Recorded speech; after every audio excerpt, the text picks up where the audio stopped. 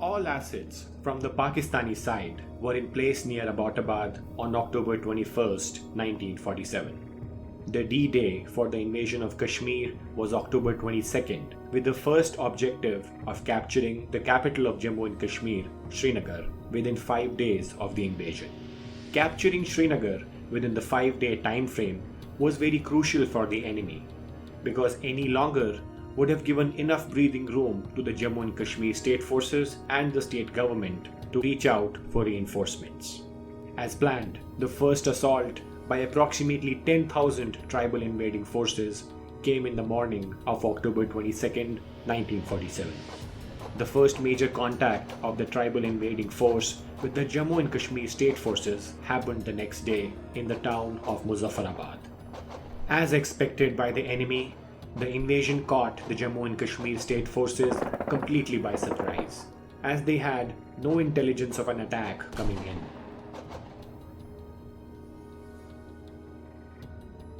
The towns of Domel and Muzaffarabad fell to the invaders very quickly.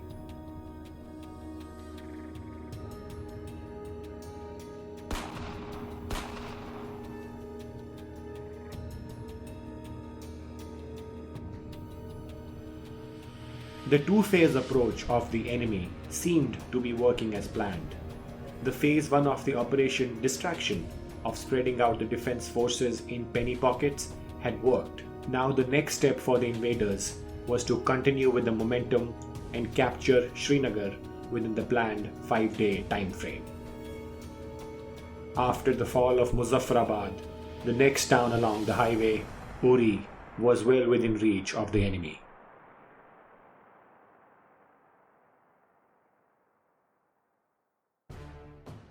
The news of the sudden invasion reached Srinagar on October 24, 1947. The Jammu and Kashmir state forces, led by Brigadier Rajinder Singh, rallied all the troops available in Srinagar to defend against the invasion.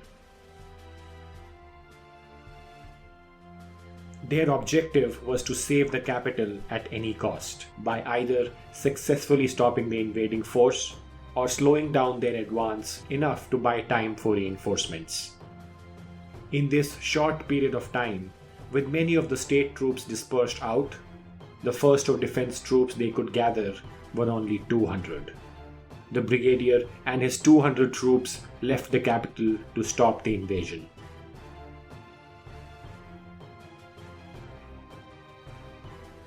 Upon reaching Uri on October 24th, Brigadier Singh deployed a platoon to secure a major connecting bridge on the highway and rushed forward towards Muzaffarabad to engage the enemy troops.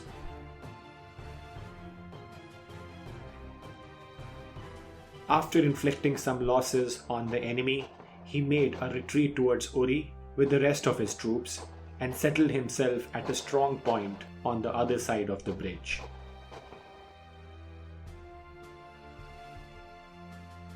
When the enemy started mobilizing on the other end of the bridge and were about to cross it, they blew it apart with explosives. The destruction of this bridge in Uri, which was the only motorable road leading to Srinagar, slowed down the enemy's advance for one whole day. However, by the next day, October 26th, the enemy found a footbridge to cross over the river and enter the outskirts of Uri. They started building their numbers around Uri to try and encircle the defense troops. They launched multiple waves of attacks at the defense positions throughout the day, but all the attacks were repelled by the defense forces.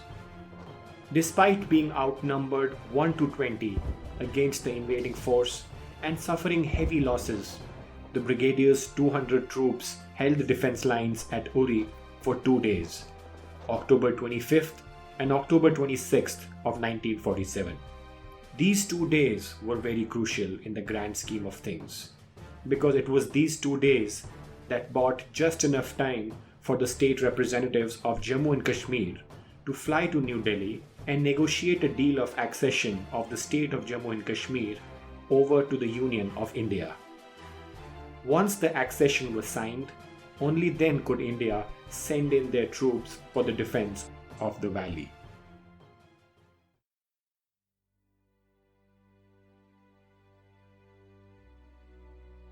The brigadier's defense troops had succeeded in slowing down the invasion for the accession to go through and for reinforcements from the Indian Army to start arriving in Srinagar.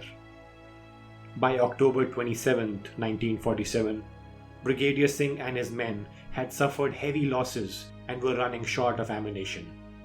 As a result of that, the enemy had started breaking into their defense lines. So they decided to retreat towards Baramulla, the previous town along the highway. In an attack from the enemy during this move, on October 27th, Brigadier Rajinder Singh lost his life. For the success of his operation and the bravery he showed during this challenging mission, Brigadier Rajinder Singh was posthumously awarded the Mahavir Chakra, India's second highest military honor.